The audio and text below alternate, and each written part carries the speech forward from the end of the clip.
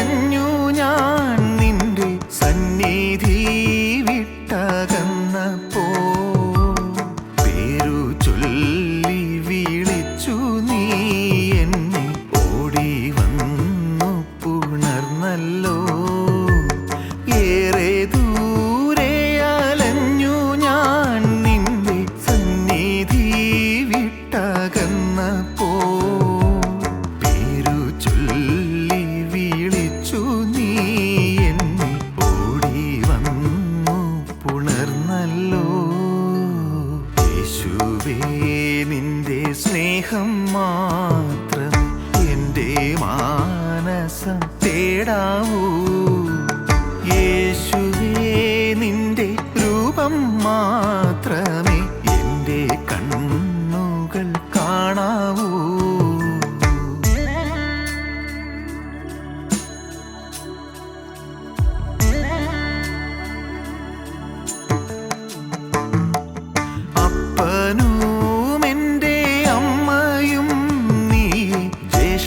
ജ്യേഷ്ഠാനുജനും നീ തന്നെ, വിശ്വസ്തനായ ചങ്ങാതി നീ, ഭാരം താങ്ങുന്ന സ്നേഹിതൻ. അപ്പനും എൻ്റെ അമ്മയും നീ, ജ്യേഷ്ഠാനുജനും നീ തന്നെ, വിശ്വസ്തനായ ചങ്ങാതി നീ, ഭാരം താങ്ങുന്ന സ്നേഹിതൻ.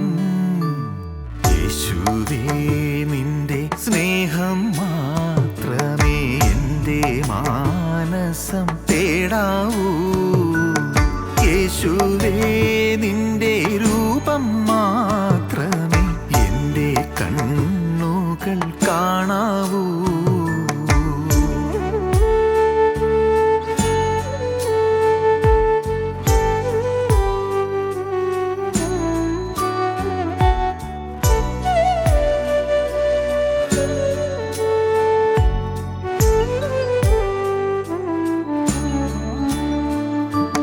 ശത്രുവിൻ്റെ വലയിൽ വീണു ഞാൻ, മൃത്യുവിങ്കൽ വലഞ്ഞപ്പോൾ, ക്രൂശിൽ തൂങ്ങി മരിച്ചു നീ, നിന്റെ ജീവൻ നൽകി എനിക്കായി. ശത്രുവിൻ്റെ വലയിൽ വീണു ഞാൻ, മൃത്യുവിങ്കൽ വലഞ്ഞപ്പോൾ, തൂങ്ങി മരിച്ചു നീ, നിന്റെ ജീവൻ നൽകി എനിക്കായി. യേശുവേ നിന്റെ സ്നേഹം മാത്രമേ എൻ്റെ മാനസം തേടാവൂ. യേശുവേ നിന്റെ രൂപം മാത്രമേ എൻ്റെ കണ്ണുകൾ കാണാവൂ. യേശുവേ നിന്റെ സ്നേഹം മാത്രമേ എൻ്റെ മാനസം തേടാവൂ. യേശുവേ നിന്റെ രൂപം മാത്രമേ എൻ്റെ കണ്ണുകൾ കാണാവൂ.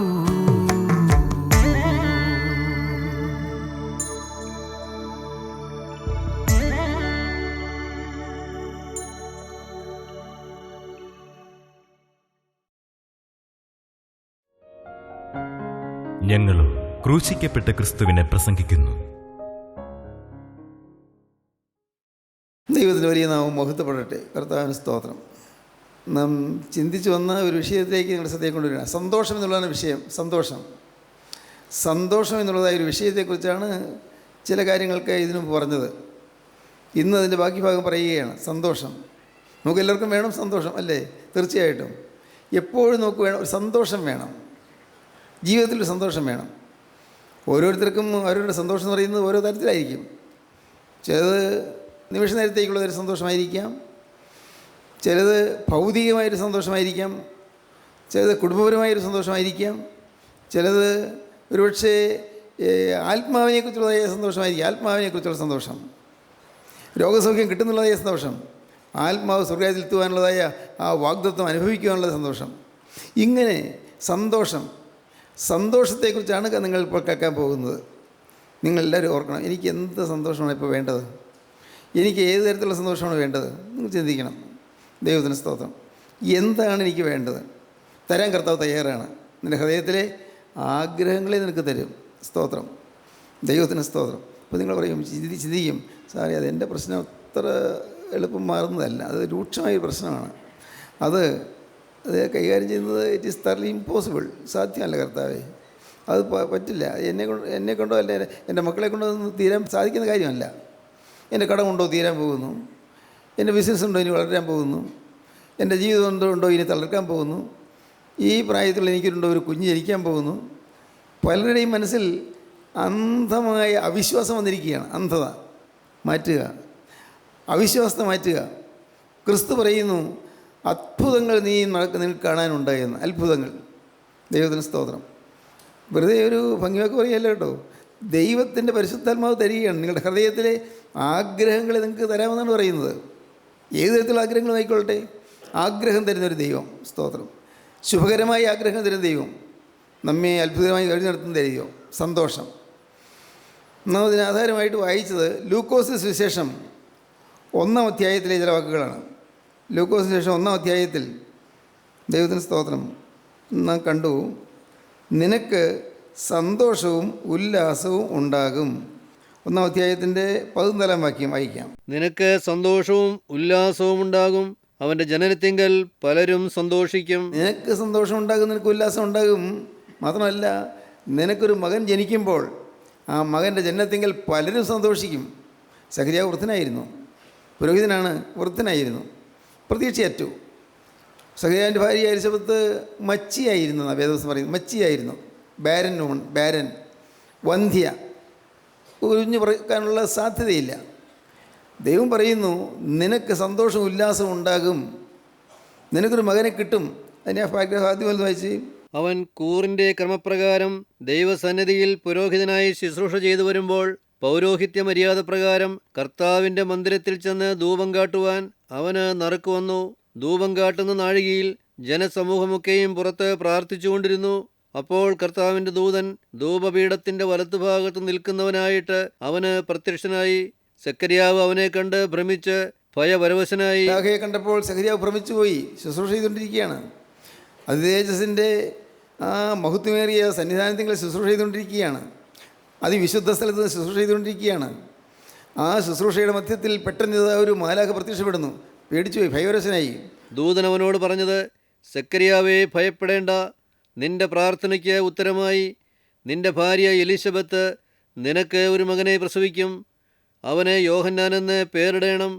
നിനക്ക് സന്തോഷവും ഉല്ലാസവും ഉണ്ടാകും, അവൻ്റെ ജനനത്തിങ്കൽ പലരും സന്തോഷിക്കും. തേജോരൂപിയായ മാലാഖ വന്ന് നിന്നപ്പോൾ സഖര്യാവ് പേടിച്ചുപോയി, ഭ്രമിച്ചുപോയി, ഭയപരവശനായി തീർന്നു. ഉടനെ ദൂതൻ പറഞ്ഞു, സഖര്യാവേ, ഭയപ്പെടണ്ട, നിൻ്റെ പ്രാർത്ഥനയ്ക്ക് ഉത്തരമായി. സ്തോത്രം. പ്രാർത്ഥിച്ചു കൊണ്ടിരുന്ന ദൈവദാസൻ്റെ പ്രാർത്ഥനയ്ക്ക് ഉത്തരമായി. സഹോദരങ്ങളെ, നിങ്ങൾ പ്രാർത്ഥിക്കുന്നവരാണോ? നിങ്ങൾ കൂടിയ കഴിയുമെന്ന് വിചാരിച്ച് പ്രാർത്ഥിക്കുന്നവരാണോ? നിൻ്റെ പ്രാർത്ഥനയ്ക്ക് ഉത്തരമായി എന്നാണ് പറയുന്നത്. നിൻ്റെ ഭാര്യ എലിസബത്ത് ഗർഭധരിച്ചമായനെ പ്രസവിക്കും. നിൻ്റെ പ്രാർത്ഥനയ്ക്ക് ഉത്തരം. എന്തൊരു ആശ്വാസകരമായ വാക്കാണ് അത് കിട്ടിയത്. നിൻ്റെ പ്രാർത്ഥനയ്ക്ക് ഉത്തരമായി. പ്രാർത്ഥന കേൾക്കുന്ന ഒരു ദൈവമുണ്ട്. സഖര്യാവ് ശുശ്രൂഷ ചെയ്തുകൊണ്ടിരിക്കുകയാണ്, ദൈവത്തിൻ്റെ വേല ചെയ്യുന്നത്. പക്ഷേ ഇങ്ങനൊരു പ്രതീക്ഷയില്ല, ഇങ്ങനൊരു കാര്യം നടക്കുന്ന പ്രതീക്ഷയില്ല. കാരണം തൊട്ട് മുമ്പ് വായിക്കുന്ന അങ്ങനെയാണ്, എലിസബത്ത് മച്ചിയാകൊണ്ട് അവർക്ക് സന്തതിയില്ലാഞ്ഞു. ഇരുവരും വയസ്സ് എന്നൊരുവായിരുന്നു. മച്ചിയായിരുന്നു, മക്കളില്ല. ഇരുവരും വയസ്സ് എന്നൊരുവായിരുന്നു. ഇനി പ്രതീക്ഷയ്ക്ക് വകയില്ല. സ്തോത്രം. പ്രിയപ്പെട്ടവരെ, പ്രതീക്ഷയ്ക്ക് വകയില്ലാതെ മനസ്സ് ആടി ഉലഞ്ഞ് തകർന്ന് തളർന്ന് വിഷമിച്ചിരിക്കുന്ന ആരെങ്കിലും ഉണ്ടോ ഈ വാക്കുകളെ കേൾക്കുന്നത്? സ്തോത്രം. പ്രതീക്ഷയ്ക്ക് വകയില്ലായിരുന്നു. നിങ്ങൾ ഓരോരുത്തർക്കും ഓർക്കാം, ഞാനും ഓർക്കും. പ്രതീക്ഷയ്ക്ക് വകയില്ലായിരുന്നു. ഒരു ശുഭപ്രതീക്ഷയില്ലായിരുന്നു. എപ്പോഴും മുഖം വാടി നടക്കുന്നു, എപ്പോഴും മ്ലാനവതനായി നടക്കുന്നു. ജീവിതത്തിൽ സന്തോഷമെല്ലാം തീർന്നല്ലോ. അപ്പൻ മരിച്ചു പോയതുകൊണ്ട് എല്ലാം തീർന്നു. അനാഥനായി പോയതുകൊണ്ട് എല്ലാം തീർന്നല്ലോ. ഇനി എന്താ, ജീവിക്കുക, അങ്ങ് ജീവിച്ചങ്ങ് തീരുക, അത്രയേ ഉള്ളൂ. അങ്ങനെ ജീവിതത്തിൽ ഒരു ലാക്കും ലക്ഷ്യവുമില്ലാതെ ജീവിതം വിരസമായി, ജീവിതം ഊഷരമായി. ഊഷരം എന്ന് പറഞ്ഞാൽ മനസ്സിലാവുമോ? ജീവിതം വരണ്ടുണങ്ങിയതായി.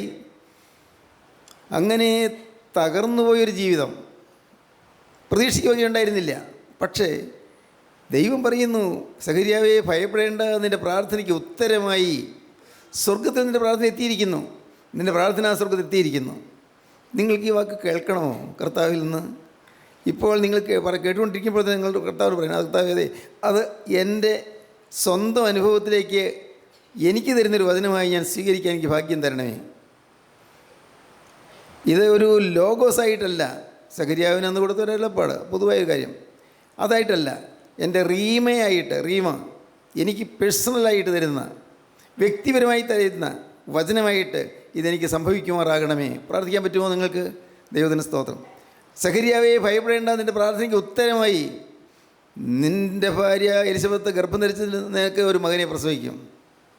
സ്തോത്രം. ദൈവത്തിൻ്റെ വലിയ നാമം മഹത്വപ്പെടട്ടെ. സന്തോഷവും ഉല്ലാസം നിനക്കുണ്ടാകും. സന്തോഷവും ഉല്ലാസം, നിനക്ക് സന്തോഷവും ഉല്ലാസം ഉണ്ടാകുമ്പോൾ അനേകർക്ക് സന്തോഷവും ഉല്ലാസം ഉണ്ടാകും. ദൈവത്തിന് സ്തോത്രം. സന്തോഷം. പ്രിയപ്പെട്ടവരെ, അവിടെ വിട്ട് മുന്നോട്ട് നീങ്ങാൻ എനിക്ക് പറ്റുന്നില്ല. കാരണം ഇന്ന് അനേകരും മുഖം വാടിയിരിക്കുകയാണ്, അനേകരും തളർന്നിരിക്കുകയാണ്.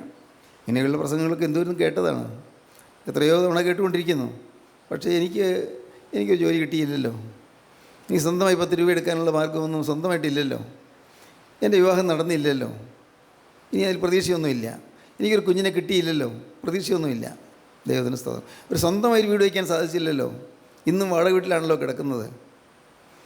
എനിക്ക് ഒന്ന് ഉയർന്ന് പഠിക്കണമെന്നൊക്കെ ഉണ്ടായിരുന്നു, സാധ്യമല്ലല്ലോ, സാധിക്കില്ല. ഇനി എന്ത് പഠിക്കാനാണ്? സിലബസും മാറി, എല്ലാം മാറി. ഇനി ഈ BSc തോറ്റ ഈ അവസ്ഥയിൽ അങ്ങ് ഇരുന്നാൽ മതി, വേറൊന്നുമില്ല. ദൈവത്തിന് സ്തോത്രം. പ്രതീക്ഷ നശിച്ചു പോയടുത്ത് പുത്തൻ പ്രതീക്ഷയുടെ ഉണർവേകാൻ കർത്താവായ യേശുക്രിസ്തു ജീവിക്കുന്നുണ്ട്. നിങ്ങൾ വിശ്വസിക്കുമോ? യേശുക്രിസ്തു നിങ്ങളോട് വ്യക്തിപരമായി സംസാരിക്കുകയാണ്. എന്താണ് പറയുന്നത്? മോനെ ഭയപ്പെടേണ്ട, നിൻ്റെ പ്രാർത്ഥനയ്ക്ക് ഉത്തരമായി. അവിചാരിതമെന്നോണം, അപ്രതീക്ഷിതമെന്നോണം നീ കരുതിയിരുന്നതായ കാര്യങ്ങളെല്ലാം പ്രതീക്ഷാനിർഭരമായി വരാൻ പോവുകയാണ്. നിനക്ക് സാധിച്ചു കിട്ടാൻ പോവുകയാണ്. അനുഭവങ്ങൾ നിനക്ക് ലഭിക്കാൻ പോവുകയാണ്. നിൻ്റെ ഹൃദയത്തിലെ ആഗ്രഹങ്ങളെ ഞാൻ നിനക്ക് തരും. ദൈവത്തിന് സ്തോത്രം. സഖരിയാവിന് ദൈവത്തിന് വചനം ലഭിച്ചു, സന്തോഷവും ഉല്ലാസവും ഉണ്ടായി. സഖരിയാവിന് മകൻ യോഹന്നാൻ സ്നാപകനെ ലഭിച്ചു. പിന്നീട് നാം ചിന്തിക്കുന്നത് ലൂക്കോസിന് ശേഷം തന്നെ 1-ാം അധ്യായത്തിൻ്റെ 46-ാം വാക്യം മുതലാണ്. അപ്പോൾ മറിയ പറഞ്ഞത്, എൻ്റെ ഉള്ളം കർത്താവിനെ മഹിമപ്പെടുത്തുന്നു, എൻ്റെ ആത്മാവ് എൻ്റെ രക്ഷിതാവായ ദൈവത്തിൽ ഉല്ലസിക്കുന്നു. അവൻ തൻ്റെ ദാസിയുടെ താഴ്ച കടാക്ഷിച്ചിരിക്കുന്നുവല്ലോ. ഇന്നു മുതൽ എല്ലാ തലമുറകളും എന്നെ ഭാഗ്യവതി എന്ന് വാഴ്ത്തും. എൻ്റെ ഉള്ളം കർത്താവിനെ മഹിമപ്പെടുത്തുന്നു, എൻ്റെ ആത്മാവ് എൻ്റെ രക്ഷിതാവായ ദൈവത്തിൽ ഉല്ലസിക്കുന്നു. നിനക്ക് സന്തോഷം ഉല്ലാസം ഉണ്ടാകും. ഉല്ലസിക്കുന്നു. സ്തോത്രം. പ്രിയപ്പെട്ടവരെ, ആന്തരികമായൊരു ഉല്ലാസത്തിൻ്റെ കാലം വേണ്ടേ നമുക്ക്? അകത്തൊരു ഉല്ലാസം വേണ്ടേ? ഒരു സമാധാനം വേണ്ടേ നമുക്ക്? അക്കാര്യത്തിൽ നിങ്ങൾക്ക് സംശയമില്ല, നിങ്ങൾക്ക് എല്ലാവർക്കും വേണം, സംശയമില്ല. പ്രിയപ്പെട്ടവരെ, നിങ്ങൾ വിശ്വസിക്കൂ, നിങ്ങൾ ഊമവിഗ്രഹങ്ങളെയല്ല നിങ്ങൾ സേവിക്കുന്നത്, കല്ലിനെയും മരത്തെയും അല്ല നിങ്ങൾ സേവിക്കുന്നത്. ജീവനുള്ള, ജീവിക്കുന്ന ക്രിസ്തുവിനെയാണ് നിങ്ങൾ പിൻപറ്റുന്നത്. എങ്കിൽ നിനക്ക് സന്തോഷം ഉല്ലാസം ഉണ്ടാകും. ഇനി മറിയാമിന് യേശുക്രിസ്തുവിനെ ലഭിച്ചു, ഉദരത്തിൽ യേശുക്രിസ്തു ലഭിച്ചു. അപ്പോൾ മറിയാം പറയുകയാണ്, എൻ്റെ ഉള്ളവരെ കർത്താവിനെ മഹിമപ്പെടുത്തുന്നു, എൻ്റെ ഉള്ളം രക്ഷിതാവായ ദൈവത്തിൽ ഉല്ലസിക്കുന്നു. സ്തോത്രം. അവൻ തൻ്റെ ദാസിയുടെ താഴ്ച കടാക്ഷിച്ചിരിക്കുന്നുവല്ലോ. താഴ്ചയിൽ ഓർക്കുന്നൊരു ദൈവം, എളിമയിൽ താണു വരുന്നൊരു ദൈവം, താഴ്ചയിൽ നീ ഓർക്കുന്നവനായ ദൈവം. സ്തോത്രം. ഓർക്കൂ പ്രിയപ്പെട്ടവരെ, കുറേ വർഷങ്ങൾക്ക് മുമ്പുള്ള കാലങ്ങളിലേക്ക് നിങ്ങൾ തിരിഞ്ഞു നോക്കൂ. താഴ്ചയല്ലായിരുന്നോ? അല്ലേ? എല്ലാ രംഗത്തും താഴ്ചയല്ലായിരുന്നോ? ഞാൻ 10ാം ക്ലാസ് കഴിഞ്ഞ് പഠിത്തം നിർത്തിയ മനുഷ്യനാണ്. താഴ്ചയല്ലായിരുന്നോ? എന്നും മുഖം മ്ലാനമാണ്, എന്നും മുഖം വാടിയിരിക്കുകയാണ്. സ്തോത്രം, ദൈവത്തിന് സ്തോത്രം. എൻ്റെ സ്വന്തപ്പെട്ട ഒരാൾ ഫോട്ടോഗ്രാഫറായിരുന്നു. അദ്ദേഹം വടവൂർ സ്കൂളിലെ ഡ്രോയിങ് മാസ്റ്ററായിരുന്നു. അദ്ദേഹം എൻ്റെ അമ്മയുടെ ചേട്ടത്തിയുടെ മകനാണ്. അദ്ദേഹം ഒരവസരത്തിൽ, അദ്ദേഹത്തിന് ഈ ഫോട്ടോഗ്രാഫി ഉള്ളതുകൊണ്ട് ഒരവസരത്തിൽ ഹാൻഡ് ക്യാമറയായിട്ട് ഇവിടെ വന്നു. എൻ്റെ ഫോട്ടോ എടുക്കാനാണ്. ഞാൻ എങ്ങനെ നിന്നിട്ട് നോക്കുന്നില്ല. അദ്ദേഹം പറഞ്ഞു, നിൻ്റെ മുഖം എപ്പോഴും മ്ലാനമാണ്, നിൻ്റെ മുഖം ഒരു ഫോട്ടോ എടുക്കാൻ കൊള്ളാവുന്നതല്ല. ദൈവത്തിന് സ്തോത്രം. അന്ന് അദ്ദേഹം പറഞ്ഞതാണ്. എനിക്കതിൽ അത്ഭുതമില്ല. കാരണം ഞാൻ ദുഃഖിതനായിരുന്നു, വിഷാദ പരവശനായിരുന്നു. സ്തോത്രം. ജീവിതം വരണ്ടുണങ്ങിപ്പോയിരുന്നു. 10ാം ക്ലാസ് കഴിഞ്ഞു, പഠിത്തം തീർന്നു, എല്ലാം തീർന്നു. പിന്നെ ഒരേക്കാളയുടെ കൃഷിയുമായി പാടത്തേക്ക് ഇറങ്ങുന്നു. ദൈവത്തിന് സ്തോത്രം. പ്രിയപ്പെട്ടവരെ, പകലാകട്ടെ രാത്രിയാകട്ടെ അമ്മയുടെ നെടുവീർപ്പുകൾ കേൾക്കാം, എങ്ങളുടെ കരച്ചിലുകൾ കേൾക്കാം. സ്തോത്രം. അമ്മ കരയുമ്പോൾ ഞങ്ങളും കരയും, ഞാനും എൻ്റെ പെങ്ങളും. കർത്താവിന് സ്തോത്രം. ഇതൊക്കെ ഞാൻ എന്തിനാണ് വീണ്ടും വീണ്ടും പറയുന്നത്? കാരണമുണ്ട്. ഈ അനാഥനായി എന്നെ സ്നേഹിച്ച ഒരു ദൈവമുണ്ട്. എന്നെ കുപ്പയിൽ നിന്ന് പൊക്കിയെടുത്ത ഒരു ദൈവമുണ്ട്. അഡ്രസ്സില്ലാത്തവന് അഡ്രസ്സ് തന്നൊരു ദൈവമുണ്ട്. വിലകെട്ടവനെ വിലയേറിയനാക്കി മാറ്റിയ ഒരു ദൈവമുണ്ട്. സ്തോത്രം. ആർക്കും യാതൊരു വിലയും ഇല്ലാതിരുന്ന മനുഷ്യനെ സ്വർഗത്തെ ദൈവം വിലമതിച്ചു എന്ന് അറിയാനിടയായി. ദൈവത്തിന് സ്തോത്രം. വചന ശുശ്രൂഷയെ സംബന്ധിച്ചപ്പോൾ, വചനം കേട്ടപ്പോൾ, പ്രിയപ്പെട്ടവരെ, നിങ്ങൾ ഈ വചനം കേൾക്കുമ്പോൾ നിങ്ങൾ അറിയുക, നിങ്ങൾ അനാഥരാണോ? നിങ്ങൾ അഗതികളാണോ? നിങ്ങൾ പലതരത്തിൽ ക്ഷീണിതരാണോ? തളർന്നിരിക്കുന്നവരാണോ? മനസ്സ് വാടി തളർന്ന് അവശനിലയിരിക്കുന്നവരാണോ? മനസ്സ് മടുത്തുപോയവരാണോ? പ്രതീക്ഷകൾ നശിച്ചുപോയവരാണോ? പ്രിയപ്പെട്ടവരെ, നിങ്ങൾ കേൾക്കൂ. സന്തോഷവും ഉല്ലാസം തരുന്നൊരു ദൈവമുണ്ട്. അവൻ നിന്റെ ദാസിയുടെ താഴ്ച കടാക്ഷിച്ചിരിക്കുന്നുവല്ലോ. ഇന്നു മുതൽ എല്ലാ തലമുറകളും എൻ്റെ ഭാഗ്യവതി എന്ന് വാഴ്ത്തും. എന്താ പറഞ്ഞത്? എൻ്റെ ഉള്ളം കർത്താവിനെ മഹിമപ്പെടുത്തുന്നു, എൻ്റെ ആത്മാവ് എൻ്റെ രക്ഷിതാവായ ദൈവത്തിൽ ഉല്ലസിക്കുന്നു. കനി പറയാൻ സന്തോഷമുണ്ടായി. സന്തോഷം ലഭിക്കും. നോക്ക്, ഈ സന്തോഷം എന്തിലാണ് ലഭിക്കുന്നത്? ഒന്ന്, നമ്മുടെ കർത്താവ് തരുന്ന രക്ഷയിൽ നമുക്ക് സന്തോഷം ലഭിക്കും. രക്ഷ. സെഫന്യാവിൻ്റെ പുസ്തകം നോക്കുമ്പോൾ കാണാം, കർത്താവ് തരുന്ന രക്ഷയിൽ നമുക്ക് സന്തോഷം കിട്ടും. ദൈവത്തിന് സ്തോത്രം. സെഫന്യാവിൻ്റെ പുസ്തകം 3-ാം അധ്യായം 14-ാം വാക്യം. സിയോൻ പുത്രിയെ ഘോഷിച്ചാനന്ദിക്ക, സിയോൻ പുത്രിയെ ഘോഷിച്ചാനന്ദിക്ക, ഇസ്രായേലെ ആർപ്പിടുക, ഇസ്രായേലേ ആർപ്പിടുക, യെരൂശലേം പുത്രിയെ പൂർണ്ണ ഹൃദയത്തോടെ സന്തോഷിച്ച് ഉല്ലസിക്ക, യെരൂശലേം പുത്രിയെ പൂർണ്ണ ഹൃദയത്തോടെ സന്തോഷിച്ച് ഉല്ലസിക്കുക. യഹോവ നിന്റെ ന്യായവിധികളെ മാറ്റി, യഹോവ നിന്റെ ന്യായവിധികളെ മാറ്റി. നിനക്കുള്ള ന്യായവിധികളെല്ലാം കർത്താവ് മാറ്റി. നിനക്കുള്ള ശിക്ഷാവിധിയെല്ലാം കർത്താവ് മാറ്റി. നിന്റെ ശത്രുവിനെ നീക്കിക്കളഞ്ഞിരിക്കുന്നു, ശത്രുവായ പൈശാചികനെ നിന്നിൽ നീക്കിക്കളഞ്ഞിരിക്കുന്നു. ഇസ്രായേൽ രാജാവായ യഹോവ നിന്റെ മധ്യേ ഇരിക്കുന്നു, ഇസ്രായേൽ ദൈവമായ രാജാവ് നിന്റെ മധ്യേ ഇരിക്കുന്നു. ഇനി നീ അനർത്ഥം കാണുകയില്ല. ഇനി നീ അനർത്ഥം കാണുകയില്ല. സിയോൻ പുത്രിയെ ഘോഷിച്ചാനന്ദിക്കുക. രാജാവ് നിന്നെ സ്വീകരിച്ചിരിക്കുന്നു. രാജാവ് നിന്നെ സംരക്ഷിച്ചിരിക്കുന്നു. നിനക്ക് രക്ഷ തന്നിരിക്കുന്നു. രക്ഷ.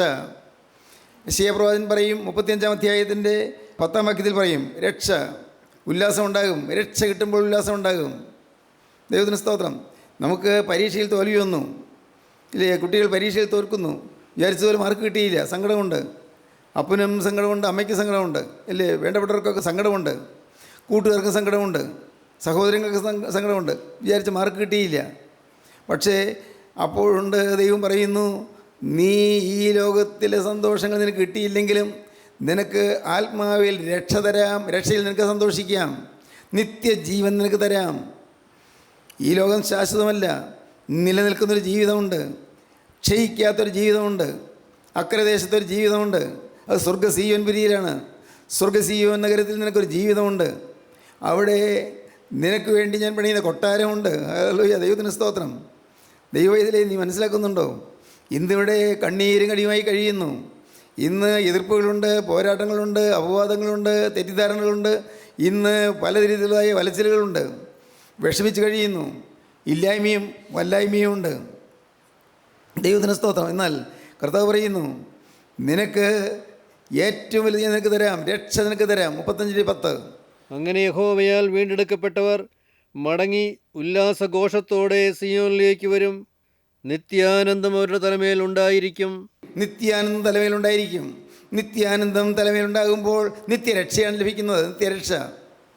ഇവിടുത്തെ ജീവിതം കഴിഞ്ഞ് നാം പോകുമല്ലോ. ദൈവത്തിന് വലിയ നാമം മഹത്വപ്പെടട്ടെ. ഒരു ദിവസം നാം എല്ലാം കടന്നു പോകും. കടന്നു ചെല്ലുമ്പോൾ ജീവൻ്റെ നാഥനായ കർത്താവായ യേശുക്രിസ്തുവിൻ്റെ രാജ്യത്തെത്തിയില്ലെങ്കിൽ പ്രിയപ്പെട്ടവരെ, എത്രയോ ഭയാനകമായ നഷ്ടം, തീർത്താൽ തീരാത്ത നഷ്ടം, നികത്താനാവാത്ത നഷ്ടം. കടന്നു ചെല്ലും. ഒരു ദിവസം നാം പോകും. ഞാൻ സങ്കടത്തോടെ ഓർക്കുന്നു, എൻ്റെ കർത്താവേ, ഇന്ന് സഭകളിലെല്ലാം നല്ല പ്രാർത്ഥനകളുണ്ട്. എല്ലാ സഭകളിലും, യാക്കോബായ സഭയിലും ഓർത്തഡോക്സ് സഭയിലും കത്തോലിക്ക സഭയിലും പെന്തക്കോസ്ത് സഭയിലൊക്കെ ഉണ്ട്. എല്ലാം നല്ല പ്രാർത്ഥനകളുണ്ട്. പക്ഷേ ഈ പ്രാർത്ഥനയിലെല്ലാം നിത്യജീവനെക്കുറിച്ച് പറയുന്നത് ആരും ഗവനിക്കുന്നില്ല. അത് ആർക്കും പറഞ്ഞു കൊടുക്കുന്നുമില്ല. നിത്യജീവൻ അതാർക്കും പറഞ്ഞു കൊടുക്കുന്നില്ല.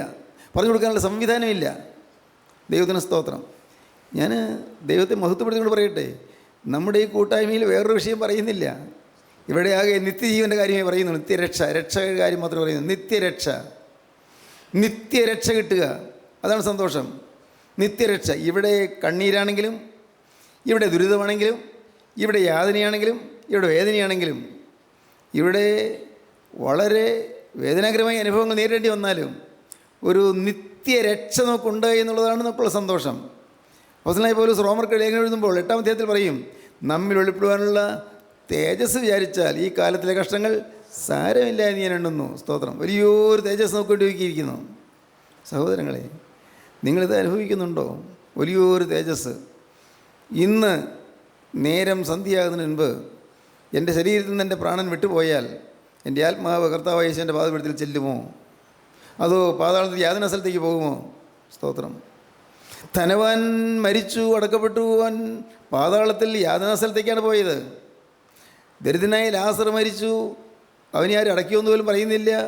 പക്ഷേ അവൻ്റെ ആത്മാവ് അബ്രഹാമിനോടിലേക്ക് പോയി, പർദീസായിലേക്ക് പോയി.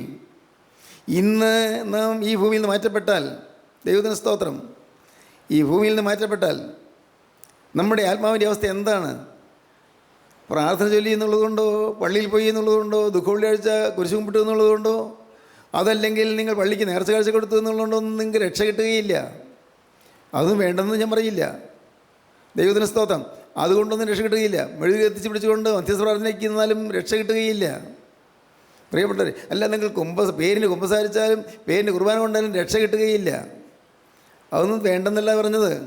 അതൊക്കെ അറിയേണ്ടതുപോലെ അറിഞ്ഞ് അനുഭവിക്കേണ്ടതുപോലെ അനുഭവിക്കണം. വിശുദ്ധിയുള്ളവർക്ക് വേണ്ടിയുള്ളവർക്ക് മാത്രം ഈ വിശുദ്ധതകൾ നൽകപ്പെടുന്നതാണ് പട്ടക്കാരൻ പറയുന്നത്. മദ്ബഹായിൽ നിന്നുള്ള കൽപ്പന ഏതാണ്? വിശുദ്ധിയുള്ളവർക്ക് വേണ്ടിയുള്ളവർക്ക് മാത്രം ഈ വിശുദ്ധതകൾ നൽകപ്പെടുന്നു. ആരെങ്കിലും ചിന്തിച്ചിട്ടാണോ കുർബാന അനുഭവിക്കാൻ ചെല്ലുന്നത്? ഒന്നും ചിന്തിക്കുന്നില്ല. പാവം ഏറ്റു പറഞ്ഞിട്ടാണോ പോകുന്നത്? വാസ്തവമായി പാവം ഏറ്റു പറഞ്ഞാൽ പാവത്തിൽ നിന്ന് മോചനം കിട്ടിയിട്ടാണോ പോകുന്നത്? ചിന്താവിഷയമല്ല പലർക്കും. മറ്റുള്ളവരുടെ കാര്യം പോകട്ടെ, നമ്മുടെ കൂട്ടായ്മയിൽ വരുന്നവർ വാസ്തവത്തിൽ ദിവസം തങ്ങളെ തന്നെ ശോധന ചെയ്ത് വിശുദ്ധീകരണം അനുഭവിക്കുന്നുണ്ടോ? വിശുദ്ധീകരണം കിടാതെ ആർക്കും ദൈവത്തെ കാണുവാൻ കഴിയുകയില്ല. ഇന്ന് ചടങ്ങുകളുണ്ട്, അനുഷ്ഠാനങ്ങളുണ്ട്, ആചാരങ്ങളുണ്ട്.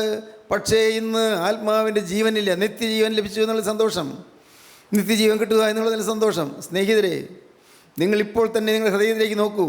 ഇന്ന് ഞാൻ കടന്നുപോയാൽ എൻ്റെ കർത്താവിൻ്റെ സന്നിധിയിൽ എനിക്ക് ചെല്ലാൻ പറ്റും. യേശുവിൻ്റെ രക്തം എന്നെ വീണ്ടെടുത്തിരിക്കുന്നു. യേശു ക്രിസ്തു ക്രൂസിൽ മരിച്ച ആ ക്രൂസിലെ തിരുവലി മൂലം ആ തിരുരക്തത്താൽ എന്നെ അവിടുന്ന് കഴുകി വെടിപ്പാക്കിയിരിക്കുന്നു.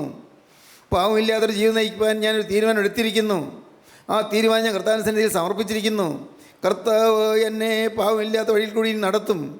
അതുകൊണ്ട് ഞാൻ എപ്പോൾ കടന്നു പോയാലും ഞാൻ ദൈവരാജ്യത്തിലെത്തും, കർത്താവിൻ്റെ സന്നിധിയിൽ എത്തുമെന്ന്, നിത്യരക്ഷ എനിക്ക് കിട്ടുമെന്ന്, നിത്യമായ രക്ഷ എനിക്ക് കിട്ടുമെന്ന് ഉറപ്പുണ്ടോ പ്രിയപ്പെട്ടവരെ? ആ ഉറപ്പാണ് ക്രിസ്തീയ ജീവിത ആവശ്യം. ഇതെല്ലാം താൽക്കാലികമായ ജീവിതമല്ല ഇവിടെ കാണുന്നതെല്ലാം. ദൈവത്തിന് സ്തോത്രം. പ്രിയപ്പെട്ടവരെ, നിത്യജീവൻ്റെ അവകാശം നാം പ്രാപിക്കുക, നിത്യജീവൻ നേടുക, നിത്യജീവൻ പ്രാപിക്കുക. ദൈവത്തിന് സ്തോത്രം. ഈ നിത്യജീവൻ്റെ അനുഭവം നമുക്ക് കിട്ടിയില്ലെങ്കിൽ നാം പൂജ്യമാണ്, ഒന്നും വിലയില്ലാത്തവരാണ്. അവസാനം നാം കൈകാലിട്ടടിച്ചിട്ട് ഫലമില്ല. മരണം വന്ന് അടുത്ത് വീഴുമ്പോഴേക്കും നാം വെപ്രാളത്തിലാകും, പരിഭ്രമിക്കും, ഒരുപക്ഷെ ബോധമില്ലാതെ കിടക്കുകയായിരിക്കും. അല്ല, ബോധമുണ്ടെങ്കിലും പരിഭ്രാന്തരായിത്തീരും, ഭയവിഹുലരായി തീർന്നുകൊണ്ട് അയ്യോ നഷ്ടപ്പെട്ടു പോയല്ലോ എന്നോർക്കും. നമ്മുടെ പാവങ്ങളെല്ലാം വന്ന് എതിരെ അണിനിരക്കും. എല്ലാ പാവവും നമുക്ക് മുമ്പിൽ വന്ന് അണിനിരക്കും. നമ്മുടെ ജീവിതത്തിൽ വന്ന് എല്ലാം ഒരൊറ്റ ഒരൊറ്റ മിനിറ്റ് കൊണ്ടെല്ലാം വന്ന് അണിനിരന്ന് നിൽക്കും. എല്ലാം അയ്യോ ഇതൊക്കെ ഞാൻ ചെയ്തിട്ട് എനിക്ക് മോചനം കിട്ടിയില്ലല്ലോ, ഞാൻ കുമ്പസാരിച്ചായിരുന്നു, ഞാൻ കുർബാന ഉണ്ടായിരുന്നു, ഞാൻ പള്ളിയിൽ പോയായിരുന്നു, പക്ഷേ എനിക്ക് ഇതൊന്നും കിട്ടിയില്ലല്ലോ, രക്ഷ കിട്ടിയില്ലല്ലോ. എല്ലാ പാവവും വന്ന് അണിനിരക്കുമ്പോഴേക്കും ഭയവിഹലരായിത്തീരും. അയ്യോ കർത്താവേ ഞാൻ എന്തു വേണ്ടു. പക്ഷേ അപ്പോൾ വിളി കേൾക്കാൻ ആളില്ല. സ്തോത്രം. ആ സമയത്ത് സമയം കഴിഞ്ഞുള്ള നിലവിളി കേൾക്കാൻ ആളില്ല. യേശു ഇല്ല, യേശുവിടെ വരികയില്ല, യേശു എടുക്കാൻ പറ്റുകയില്ല. അവസരം തന്നു, അവസരം ഉപയോഗിച്ചില്ല. അതുകൊണ്ട് സംഭവിക്കാൻ പോകുന്ന നിത്യനരകത്തിലേക്കുള്ള യാത്രയാണ്. കർത്താവിന് സ്തോത്രം, ദൈവത്തിന് സ്തോത്രം. എന്നാൽ പ്രിയപ്പെട്ടവരെ, ഈ ഭൂമിയിൽ ജീവിച്ചിരിക്കുമ്പോൾ സുബോധമുള്ളപ്പോൾ, ഓർമ്മയുള്ളപ്പോൾ, ബുദ്ധിയുള്ളപ്പോൾ, ചിന്താശക്തിയുള്ളപ്പോൾ ഇപ്പോൾ ഇരുന്ന് ചിന്തിക്കണം. എൻ്റെ ജീവിതം, ഇതുവരെയുള്ള ജീവിതം എന്താണ്? ഞാൻ എന്താണ് നേടിയത്? ഞാൻ എന്ത് സമ്പാദിച്ചു? നിത്യജീവൻ ഞാൻ നേടിയോ? നിത്യരക്ഷ ഞാൻ കരസ്ഥമാക്കിയോ? എൻ്റെ ജീവിതം ഗ്യാരൻറ്റീഡാണോ? എൻ്റെ ജീവിതം കർത്താവായേശുവിൻ്റെ രാജ്യത്തിൽ ചെല്ലുമെന്നുള്ള ഉറപ്പുള്ളതാണോ? ദൈവത്തിന് സ്തോത്രം. നിങ്ങൾ ചിന്തിക്കുക പ്രിയപ്പെട്ടവരെ. ഇല്ലെങ്കിൽ നഷ്ടമാണെന്ന് ഞാൻ പറയുന്നത്. കർത്താവിൻ്റെ വലിയ നാമം മഹത്വപ്പെടട്ടെ. ഇന്നിത് കേട്ടുകൊണ്ടിരിക്കുമ്പോൾ തന്നെ നിത്യജീവൻ്റെ അനുഭവം നിങ്ങൾക്ക് തരാൻ കർത്താവ് നിങ്ങളുടെ അരികിലേക്ക് വന്നിട്ടുണ്ട്. അവിടുന്ന് നിങ്ങളെ ആശയോടെ നോക്കുകയാണ്. ആരെങ്കിലും എനിക്ക് വേണ്ടി ഹൃദയം താഴ്ത്തുന്നുണ്ടോ? സഖരിയാവ് പ്രാർത്ഥിച്ചതുപോലെ വിനയത്തോടെ പ്രാർത്ഥിക്കുന്നുണ്ടോ? കന്യമറിയാൻ പറഞ്ഞതുപോലെ ഇതാ ഞാൻ കർത്താവിൻ്റെ ദാസി, എൻ്റെ വാക്കുപോലെ എനിക്ക് ഭവിക്കട്ടെ എന്ന് പറയുന്നതുപോലെ താഴ്മയോടെ സമർപ്പണം എടുക്കുന്നുണ്ടോ? നിത്യരക്ഷ പ്രാപിക്കാൻ ഹൃദയം ഉത്സുകമായി, ഹൃദയം സന്തോഷത്തോടെ നിത്യരക്ഷയ്ക്ക് വേണ്ടി വാഞ്ചിക്കുന്നുണ്ടോ? രക്ഷകനെ നോക്കുന്നുണ്ടോ? ക്രൂസിലേക്ക് നോക്കുന്നുണ്ടോ? ക്രൂസിൽ ചോദിച്ച് തിരക്തത്തിലേക്ക് നോക്കുന്നുണ്ടോ? തിരക്തത്താൽ വീണ്ടെടുപ്പ് അനുഭവിക്കുന്നുണ്ടോ? കർത്താവ് നോക്കിക്കൊണ്ട് നിൽക്കുകയാണ്. ആരെല്ലാം ഇപ്പോൾ ക്രൂസിലേക്ക് നോക്കുന്നു? ക്രൂസിൽ മരിച്ച രാജാതിരാജനെ ആരെല്ലാം കാണുന്നു? കർത്താവായ യേശുവിനെ ആരെല്ലാം കാണുന്നു? അവൻ്റെ തിരുമുഖത്തേക്ക് നിങ്ങൾ നോക്കുകയും അവങ്കലേക്ക് നോക്കിയവർ പ്രകാശിതരായി. അവരുടെ മുഖം ലജ്ജിച്ചു പോയതുമില്ല. സ്തോത്രം, ദൈവത്തിന് സ്തോത്രം. മുഖം ലജ്ജിച്ചു പോയതുമില്ല. എൻ്റെ പ്രിയ സഹോദരങ്ങളെ, സമയം ഇനി വൈകരുത്, ഒട്ടും വൈകരുത്. അതിവേഗം നിങ്ങളുടെ ജീവിതം കർത്താവിന് സമർപ്പിച്ച് രക്ഷപ്പെടുവീൻ, ആത്മാവിന് നിത്യജീവൻ പ്രാപിപ്പീൻ. ജീവനുള്ള ദൈവമേ, കരുണയുള്ള കർത്താവേ, ഈ അത്ഭുത നിമിഷങ്ങൾ ഞങ്ങൾക്ക് സമ്മാനിച്ചതിനായി ഞങ്ങൾ നിന്നെ സ്തുതിക്കുന്നു. എൻ്റെ കർത്താവേ, നീ ഞങ്ങളുടെ കൂടെ തന്നെ ഉള്ളതിനായി ഞങ്ങൾ നിന്നെ സ്തുതിക്കുന്നു. സ്വർഗീയ മാലാഖമാർ ഉറ്റുനോക്കുന്നതിനായി ഞങ്ങൾ നിന്നെ സ്തുതിക്കുന്നു. സ്വർഗീയങ്ങൾ ഭൂമിയിലേക്ക് നോക്കി ആശ്ചര്യം കൂറുന്നതിനായി ഞങ്ങൾ നിന്നെ സ്തുതിക്കുന്നു. എൻ്റെ കർത്താവ് അനേകരെ വീണ്ടെടുത്തതിനായി ഞങ്ങൾ നിന്നെ സ്തുതിക്കുന്നു. അനേകരുടെ പാവത്തിന് ബന്ധങ്ങൾ അഴിച്ചതിനായി നിന്നെ സ്തുതിക്കുന്നു. അപ്പോൾ രോഗസൗഖ്യം തന്നതിനായി നിന്നെ സ്തുതിക്കുന്നു. ഈ മക്കളെല്ലാം അനുഗ്രഹിക്കണമേ കർത്താവ്. ഈ മക്കളുടെ മേൽ തൃക്കരം വയ്ക്കണമേ. അപ്പോൾ എല്ലാവർക്കും ആശ്വാസം കൊടുക്കണമേ. എൻ്റെ ജീവനുള്ള ദൈവമേ, നീ പ്രാർത്ഥന കേൾക്കുന്ന ദൈവമാകുന്നുവല്ലോ. ഞങ്ങളുടെ എളിയ പ്രാർത്ഥനകൾ നീ കേൾക്കുന്നുണ്ടല്ലോ. കർത്താവേ, ഞങ്ങൾ വിട്ടു പോകല്ലേ. ഞങ്ങളോട് മനസ്സലിയണമേ. അർഹതയില്ലപ്പോൾ, അർഹതയില്ല, യോഗ്യതയില്ല. ഞങ്ങളോട് ചേർന്നിരിക്കണമേ. ഞങ്ങളോട്ട് മാറല്ലേ. നീ മാറിയാൽ ഞങ്ങൾ വീണുപോകും. കർത്താവേ, പിടിച്ചുകൊള്ളണമേ. Hallelujah, hallelujah, hallelujah. എൻ്റെ യേശുവേ, രണ്ടാമത്തെ വരയിൽ പറന്നു വരുന്ന വിശുദ്ധന്മാരുടെ നിരയിൽ ഇപ്പം ഞങ്ങളെല്ലാവരും യോഗ്യരാക്കി തീർക്കണമേ. എല്ലാ നന്മകളാലും നിറയ്ക്കണം. യേശു ക്രിസ്തുവിൻ്റെ പരിശുദ്ധമായ നാമത്തിൽ പ്രാർത്ഥിക്കുന്നു. കൃപയോടെ കേൾക്കണമേ. ആമീൻ. ഹല്ലേലൂയ.